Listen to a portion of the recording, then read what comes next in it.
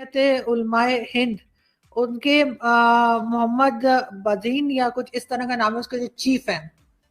उन्होंने कहा कि ये वैक्सीन को जब तक यूज नहीं करेंगे, जब तक के बिल्कुल सर्टिफिकेट ना मिल जाए हलाल है और ये है वो है, इस तरह की रिलीजियस चीजें उसमें डाली हैं। तो आप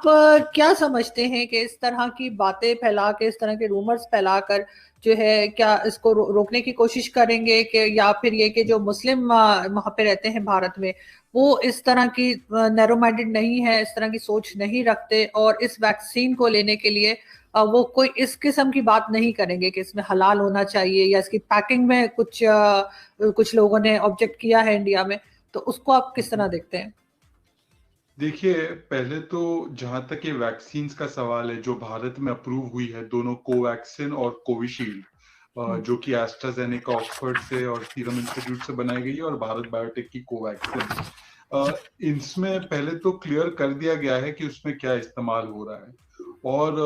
जो लोगों के मन में कुछ थोड़ी सी एप्रीहेंशंस थी, उसको दूर करने के लिए यहाँ पर बहुत बड़े पैमाने पर हमारी सरकार ने, भारत सरकार ने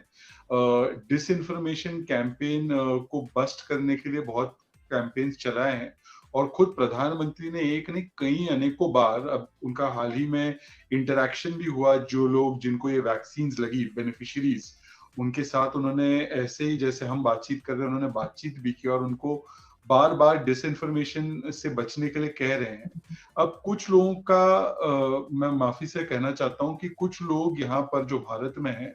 वो कोरोना विरोध से ज्यादा भी विरोध करने में ज्यादा दिलचस्पी रखते हैं।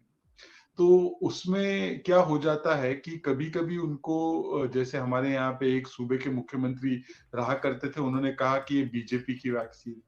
अब किसी और ने कहा कि इस वैक्सीन से नपुंसक इम्पोर्टेंट बन जाएंगे। अब कोई और अपनी थियरी दे रहा है। तो ये अलग अलग प्रकार के लोग हैं, टाइप के लोग हैं, जो कि एक सबलिमिनल फियर्स जो होते हैं कुछ लोगों में,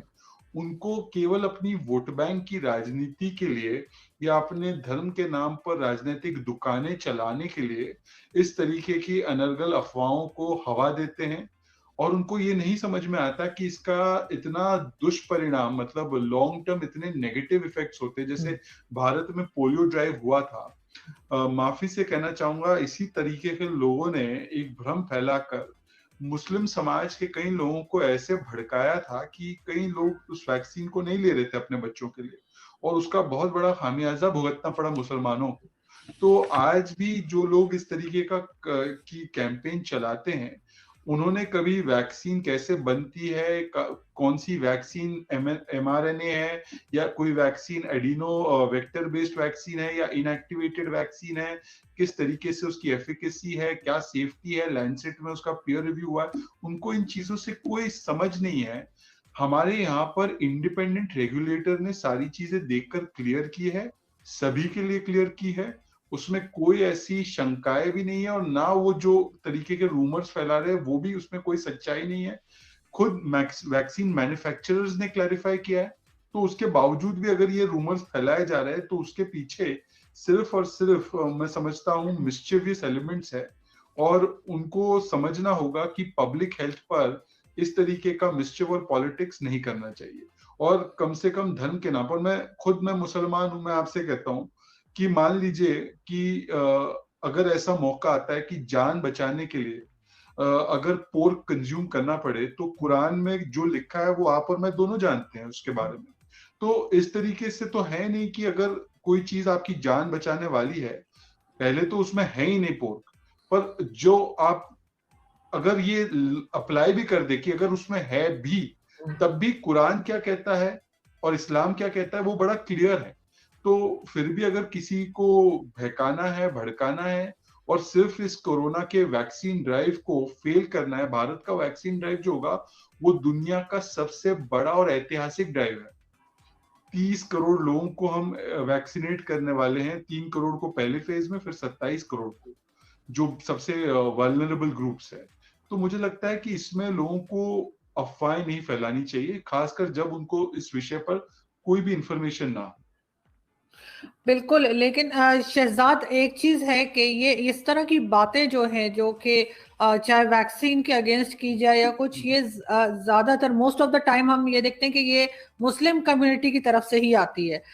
भारत में स्पेशली। तो आप क्या समझते हैं कि वहां पर जो मुस्लिम्स रहते हैं वो बहुत पीछे हैं एजुकेशन में, एजुकेशन वाइज बहुत पीछे हैं, हायर एजुकेशन, और जो रिसर्च सेंटर्स होते हैं वहां पे बहुत कम मुस्लिम्स हैं। क्या इसकी वजह एक एजुकेशन है, और क्यों मुस्लिम्स एजुकेशन में भारत में पीछे हैं? क्यों हम उनको उसी लेवल पे नहीं देखते जहां बाकी लोग खड़े हुए हैं, उस जगह क्यों नहीं है?